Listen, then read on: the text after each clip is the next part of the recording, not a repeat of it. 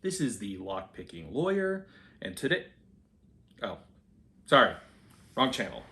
This is Booligan with Booligan Shooting Sports, and today we are looking at a compact electronic gun safe.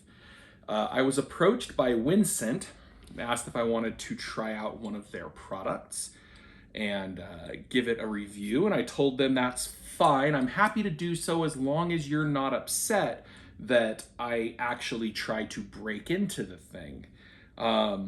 Spoiler alert, I broke into the thing.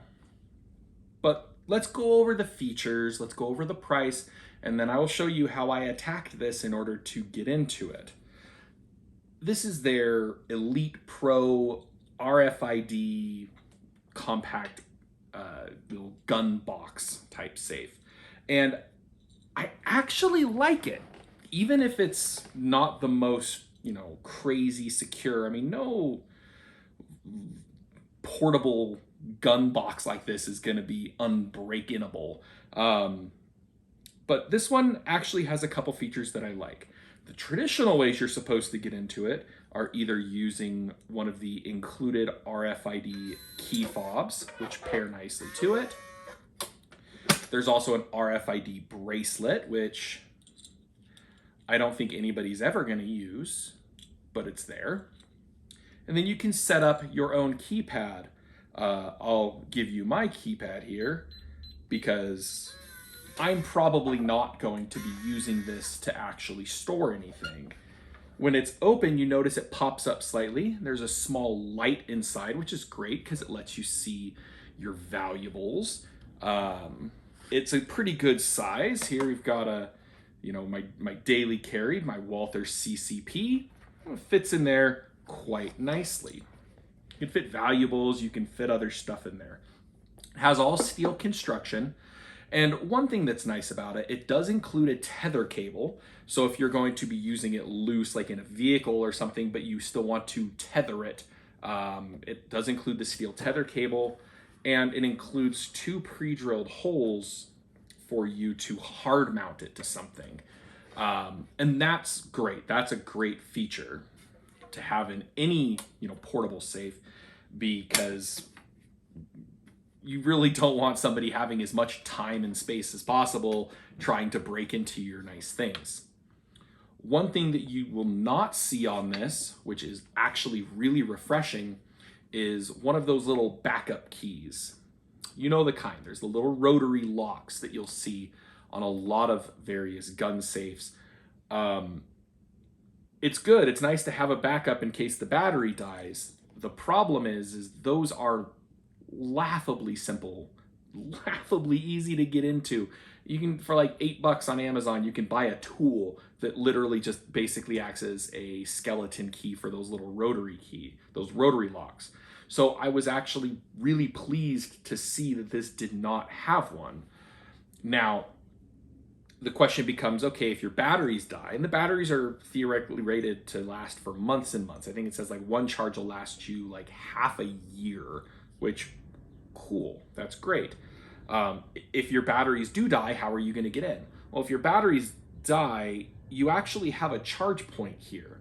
So you can charge it while it's still locked and in use and get enough of a charge that you can then get into it.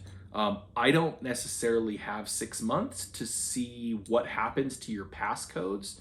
I would assume that they are retained in some sort of stable memory that doesn't require the battery. Same thing with the RFID, encodings. I don't have 6 months for that battery to die. But I suppose I can update this if and when my battery eventually dies and I need to recharge it before getting in. So that's the gist of this thing. It's inexpensive. You can find it on Amazon for about $50.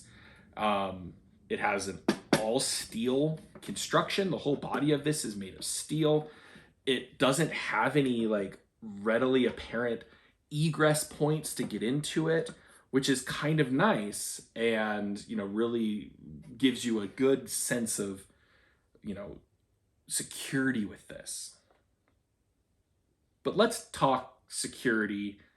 More importantly, let's talk about this plastic cover that houses the buttons in the RFID point. As far as security goes, the issue I have with the Wincent, it's you have to break it to break into it, but it's still very much able to be broken into using purely mechanical means. This front piece is plastic, and the screws that hold it in place screw into these plastic bosses, which means you could pry this and get this whole piece off. But then you're still left with steel and you can't get into it. I'm gonna put the camera down here so I can attack this with two hands. Just a simple bent paper clip.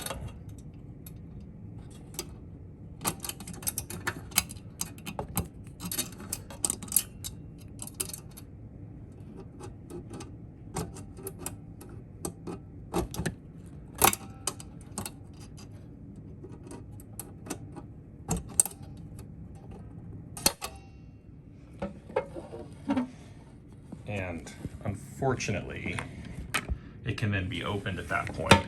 So what you're doing, this lock locks in place like this. So you're able to get a simple tool in. Sorry, this is tricky to do while filming. But you're able to get a simple tool in and press on this, which then unlocks it. So yeah, those are my security concerns with this, but let's go take a look at my overall thoughts.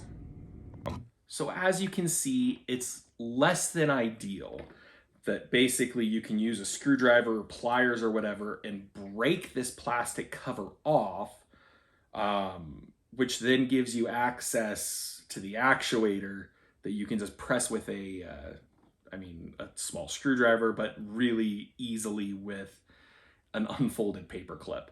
I'm not a locksmith. I'm not the lock-picking lawyer, despite the fact that occasionally we do sound alike, according to some of you guys in the comments. So that's less than ideal. However, something like this is always going to be about compromise. You have to look at what compromises you're making if you are having some sort of portable storage, secure-ish storage system for valuables or firearms. A safe is designed to delay an honest person, to keep an honest person out of your stuff. It might delay a dishonest person. And in the case of this particular one, the fact that you have to break it, you're not gonna like surreptitiously get your way in here. You have to break it. You have to break this plastic panel in order to get access to that. For the demonstration purposes, I unscrewed everything just to show how to do it, but metal screws going into plastic bosses, those plastic bosses are gonna fail the second you really apply some pressure on this. So there are compromises to be made. Now, if this were, $100 or $150 safe, I would say absolutely no, run away, do not buy it. For $50 though, you actually have some pretty good features for $50. I like the programmable keypad entry. I like the RFID entry. I like the fact that it does not have that rotary style key that is just the easiest thing to break into. And then you might not even know that somebody broke into it in that case. In this case, you would know if somebody broke into it because that whole plastic piece would be missing.